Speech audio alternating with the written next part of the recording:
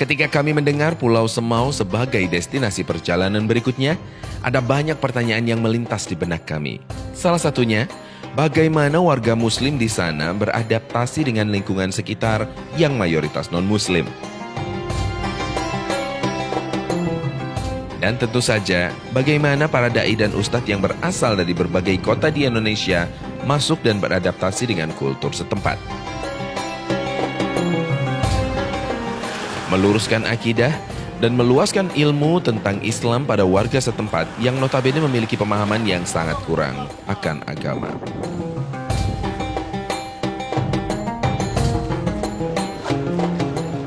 Nah, kami pun memulai perjalanan dari Pelabuhan Rakyat Tenau. Suasana cukup sepi siang ini. Padahal biasanya banyak warga yang datang menyeberang, mengangkut berbagai barang kebutuhan pokok dari Kupang. Ya, hampir 90% barang kebutuhan di pulau ini memang disuplai dari kota Kupang.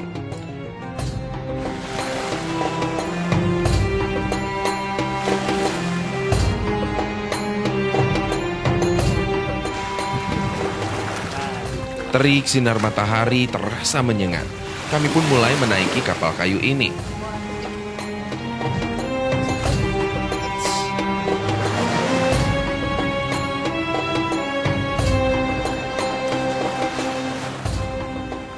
Selain kami, ada beberapa orang warga yang sedang menaikkan barang mereka, termasuk sepeda motor.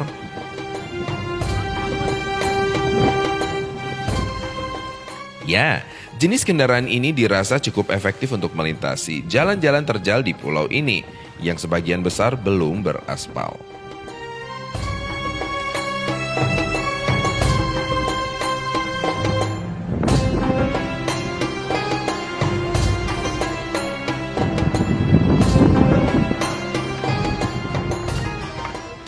Motor perahu pun dinyalakan dan seketika ruang penumpang yang sangat sempit ini dipenuhi asap bahan bakar.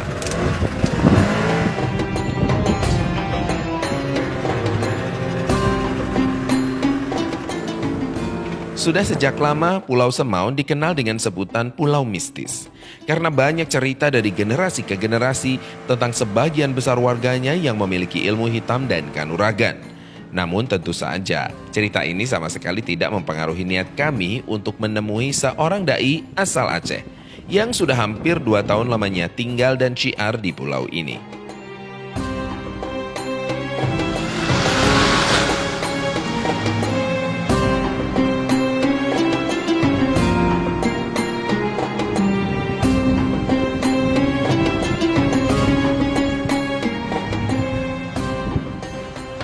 Kami sampai juga di dermaga pulau yang tampaknya baru direnovasi.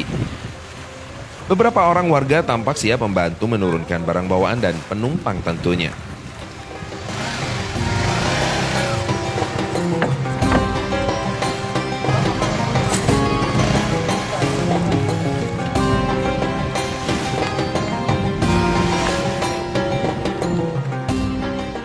Di dermaga, ternyata sudah siap sebuah mobil angkutan warga dan Ustadz Ibrahim, dai pedalaman yang tadi kami ceritakan juga hadir menjemput kami.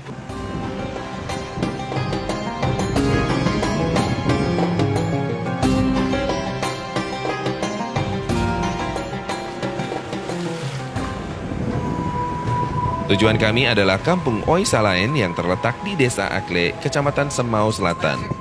Menurut Ustadz Ibrahim, sekarang ini kondisi kampung sudah lumayan maju dibandingkan beberapa tahun yang lalu. Rumah-rumah penduduk yang umumnya terbuat dari daun lontar kering dengan sanitasi yang tidak memadai, sekarang mulai berubah, berganti dengan rumah-rumah yang lebih permanen dan bersih.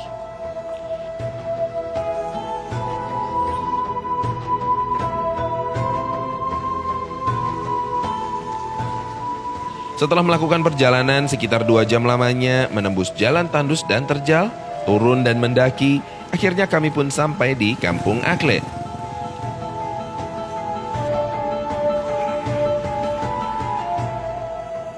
Tepat di depan sebuah masjid yang cukup besar, tempat Ustadz Ibrahim mengabdikan dirinya.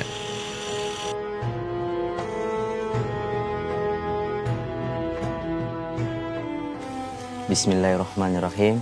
Assalamualaikum warahmatullahi wabarakatuh. Nama saya Ibrahim asal dari Aceh Utara, Kota Luk Semawe. Saya berumur 24 tahun dari 5 bersaudara. Pas lulus dari SD, saya langsung belajar di pondok selama 6 tahun, yaitu Pondok Pesantren Modern Misbahul Ulum Terpadu. Setelah itu saya langsung melanjutkan D2 di Lampung. Ada 2 jurusan, pertama di STEN Jureju di Kota Metro, yang kedua di Adi Lampung. D2 itu pun selesai, saya langsung melanjutkan kuliah S1 di Jakarta, yaitu di STID Muhammad Nasir. Setelah di SD Muhammad Nasir, kita mengadakan acara KKN, yaitu di pendalaman. Alhamdulillah saya ditempatkan di pendalaman, yaitu di Kalimantan Barat, yaitu Kota Pontianak di Kabupaten Sambas, yaitu di perbatasan Malaysia. Di sana kita bisa beradaptasi dengan suku Dayak dan suku Melayu. Alhamdulillah dengan program ini, dengan kegiatan kuliah saya mendapatkan pengalaman dan wawasan baru dan bisa berkeliling ke pendalaman yang belum pernah saya tempati dan belum pernah saya singgahi. Kenapa saya ingin jadi guru ngaji? Karena saya itu ingin menjadi orang yang lebih baik. Karena guru ngaji itu pahalanya lebih besar daripada orang hanya mengajar, cuma hanya untuk ilmu tapi tidak mengamalkan untuk orang lain.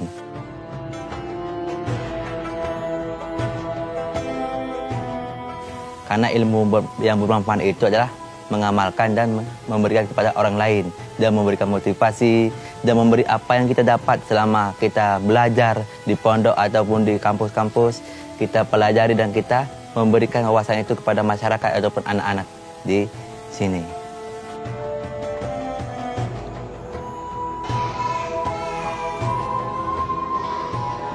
Peran mahasiswa sekolah tinggi ilmu dakwah ini mengajar dan mengembangkan pemahaman tentang Islam sangatlah berkesan bagi warga.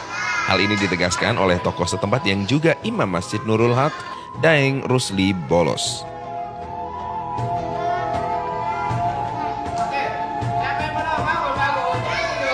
Kalau pribadi Ustadz Ibrahim sangat bagus. Beliau itu di sini bisa berbaur dengan masyarakat. Beliau tidak pernah ketika ada kesalahan itu beliau tidak pernah menanggapi dengan apa. Walaupun beliau pintar, tapi beliau merasa dia nggak terlalu pintar. Nah di situ kalau ada orang yang tanya baru beliau sampaikan. Karena saya tanya beliau, kenapa kau bisa begitu? Kau tahu? Dibilang Ustadz, kita mendakwai orang awam itu tidak boleh, kita harus tekan dia di situ. Kita ngikutin dulu apa yang dia mau, di situ baru kita jelaskan. Kalau kita langsung tekan dengan hal begitu, tidak mungkin dia akan masuk di otak dia. Dengan itu saya baru tahu, ternyata beginilah dai di pedalaman. Susah juga, tidak dai di pedalaman tidak gampang. Orang menjadi dai di pedalaman tidak gampang. Alhamdulillah dengan adanya Ustadz Ibrahim di sini, saya merasa terbantu sekali. Karena saya selalu ketua pengajian, saya selalu pimpinan. Nah, ketika saya didesak oleh saya mengambil satu keputusan itu saya harus ada beliau. Dan alhamdulillah selama dari dulu itu tidak ada pembelajaran fikih. Orang tidak tahu fikih, orang tidak tahu akidah akhlak, tidak tahu. Dengan adanya beliau itu beliau menyampaikan satu persatu. Oh fikihnya jalur kayak begini. Oh akidah akhlak itu begini. Jadi mereka tidak bisa disatukan di satu tempat. Dengan begitu anak-anak paham. Anak-anak betul-betul paham bahwa oh ternyata Islam itu bukan hanya sholat dan mengaji saja, tapi masih ada tata cara yang dikhususkan. Contoh fikih, contoh ini. Karena di sini tidak ada guru agama. Tidak ada guru agama. Di sekolah itu dari 136 siswa itu 54 anak itu adalah muslim. Tapi tidak ada guru Islam satupun di sini. Maka dengan adanya beliau itu sangat membantu sekali. Maka saya bekerja sama dengan sekolah. Akhirnya sekolah memberi hak penuh kepada beliau untuk mendidik agama di sini. Dan mata pelajaran agama itu nanti diserahkan ke sekolah. Nah, dan sekolah hanya melihat saja.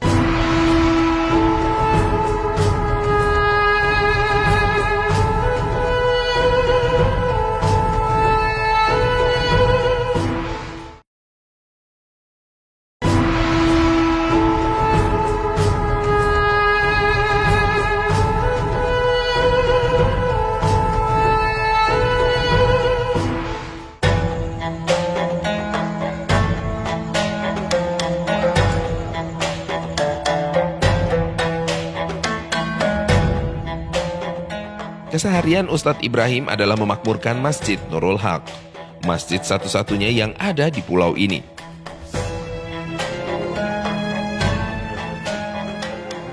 Di setiap waktu subuh, laki-laki kelahiran Lok Semawe Aceh ini memulai kegiatan rutinnya dengan bangun pagi lalu menyalakan genset listrik.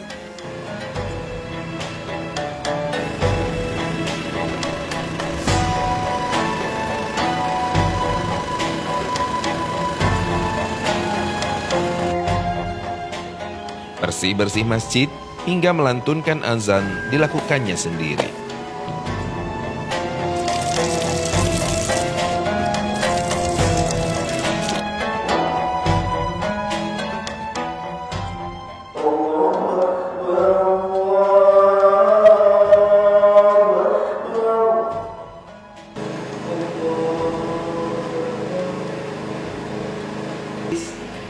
Allahu Akbar.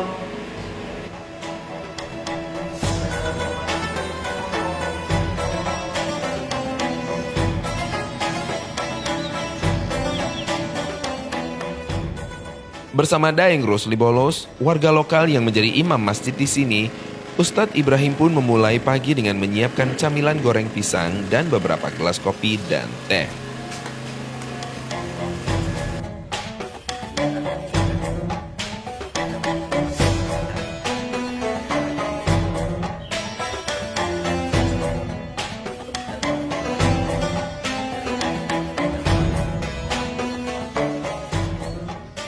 Nah, sekarang mari kita lihat pembudidayaan rumput laut di pantai.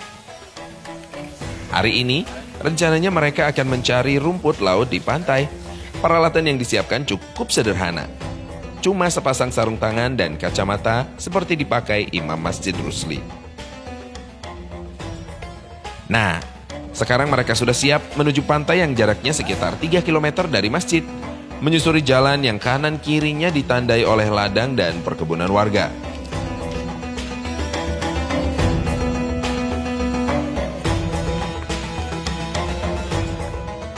Tak jauh dari sana, mereka bertemu dengan warga yang sedang menyiapkan pesta. Di sini tampak sekali budaya gotong royong sebagai salah satu kearifan lokal yang masih tumbuh dan terpelihara. Warga, tua dan muda datang bergantian saling membantu.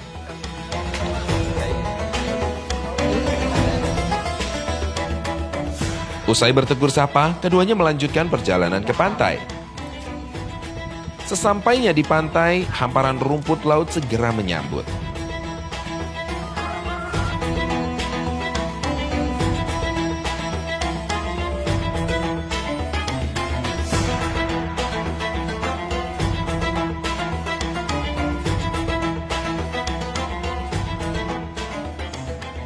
Beberapa nelayan sedang menjemur petak rumput laut. Alhamdulillah Pak Imam baru turun laut. Mari kita lihat Pak Imam yang lagi mikul bibit rumput laut. Ini rumput yang baru diambil, ini yaitu jenis alam, yaitu rumput laut yang akan untuk diikatkan bibit baru dan akan dilepaskan setelah diikat nantinya.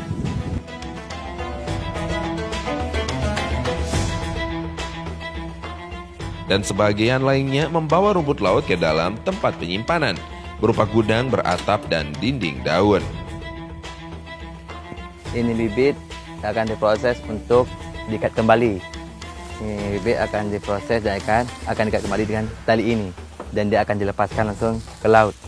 Nanti jam sore-sore seperti itu. Yang menarik, para dai yang diterjunkan di daerah-daerah terpencil seperti Kampung Akle ini tidak hanya mengajar ngaji tetapi juga ikut memberdayakan ekonomi warga.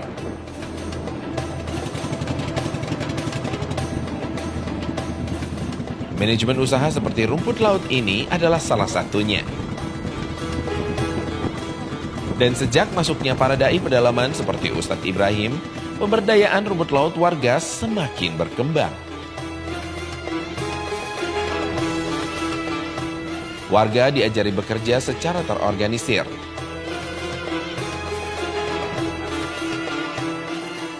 Mencari rumput laut dan menjualnya tidak lagi secara tradisional dan sendiri-sendiri, melainkan juga diajari mengelola secara kolektif dan terprogram, mengelola usaha secara mandiri. Sebagaimana kita tahu bahwasanya pembudayaan rumput laut di NTT ini alhamdulillah berjalan dengan lancar sebagaimana yang kita harapkan. Di sini awalnya kita memberi, alhamdulillah mereka sekarang bergantian memberi. Dulu mereka meminta, alhamdulillah sekarang memberi. Jadi setiap punya lahan mereka sendiri, setiap mereka memanen rumput laut, situ ada hak satu tali, yaitu untuk menyumbangkan hasil rumput mereka untuk masjid satu tali. Dihitung dalam satu tali itu, dia akan mendapatkan mungkin 300.000. Berarti 300.000 itulah untuk ke masjid, tergantung harganya. Dengan program ini kita sudah membiasakan orang-orang di sini, yaitu memberi. Karena memberi inilah suatu hal yang dimiliki oleh Islam, yaitu lebih baik daripada tangan meminta. Jadi dengan program ini kita bisa membiasakan mereka untuk mandiri dan tidak lagi untuk mengemis ataupun meminta kepada orang-orang non-muslim.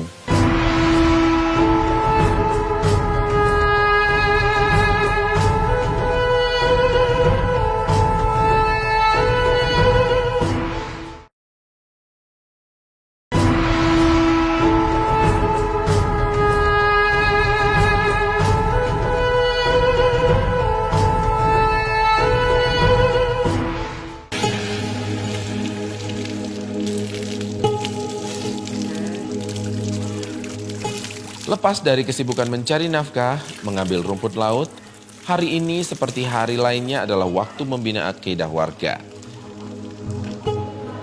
Merawat generasi muda agar mampu menjadi penerus syiar para dai di kampung yang juga dikenal sebagai Kampung Mu'alaf ini.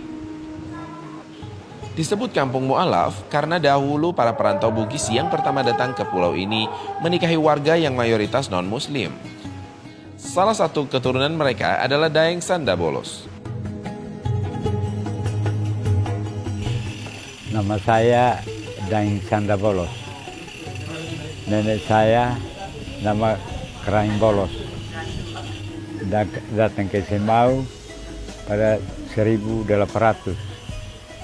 Raja Semau dengan Manas Bislisin, tahan sapnya nenek, sudah 9 keturunan membawa agama Islam pada tahun 1800. Di sini keistimewaannya dari kita ini kawin-mawin. Jadi di sini kerja toleransi beragama itu tidak putus-putus. Hari raya kita Idul Fitri, mereka datang ketemu kita, dan Natal tahun baru kita pergi bersalam-salaman sama keluarga kaum Kristen. Raja itu dari Raja Dian Manas Bislisin. Saya punya nenek dari ujung Pandan, terdampar di Semau, langsung Raja Semau tahan. Untuk dulu ke Kupang itu mesti buat rakit, tapi sampai saya punya nenek bawa perahu bisa antar ke Kupang. Karena zaman Belanda itu tidak ada perahu di NTT. Jadi minta tolong saya punya nenek tinggal di Semau supaya bisa ke Kupang, terima gaji di Raja Alfoson, bisa dengan perahu, tidak buat rakit lagi.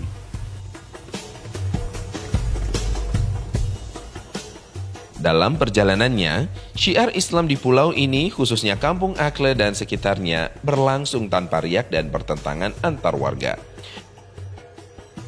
Warga kampung tetangga menerima dengan tangan terbuka. Di sini toleransi beragama bukan sekedar bicara, tetapi diamalkan oleh seluruh warga. Dan ada satu pengalaman yang menarik tentang toleransi di pulau ini yang mungkin tidak ada di daerah lain.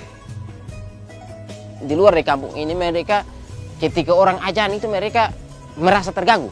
Tapi alhamdulillah di sini ketika kita tidak sholat subuh mereka marah. Kenapa kalian tidak sholat subuh? Kalau kalian tidak sholat subuh, kita bangunnya siang.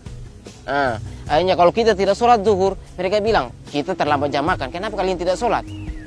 Akhirnya asar lagi. Kenapa kalian tidak azan? Kan jam asar itu kita kan harus kerja lagi. Maka ketika azan dikumandangkan tuh mereka sangat bahagia. Bahkan ada juga bawahnya pendeta, dia bilang, kalian bersyukur, kalian orang muslim. setiap waktu kalian sholat. Tapi kita cuma 1 minggu 1 kali.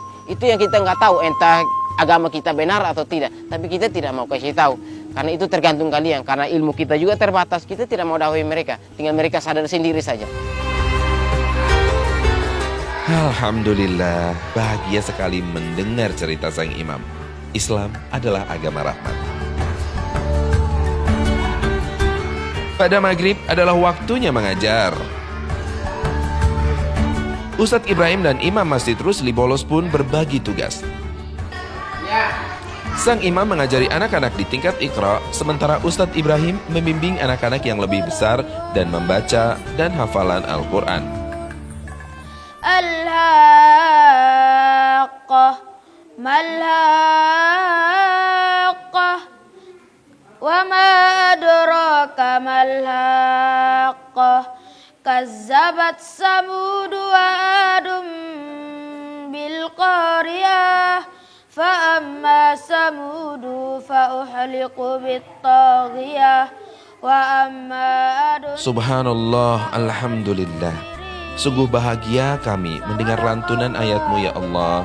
Semoga Engkau tetap kukuhkan tekad dan semangat para da'i pedalaman ini untuk menjalankan syiar. Jadi perhatikan panjang pendeknya. Mereka adalah secercah asa yang senantiasa menebar kebaikan dan meluaskan ilmu pengetahuan bagi generasi ke generasi. Amin. Amin. Dukung kegiatan dakwah di pedalaman bersama Lasnas Dewan Dakwah dengan menyalurkan zakat, infak, dan sedekah.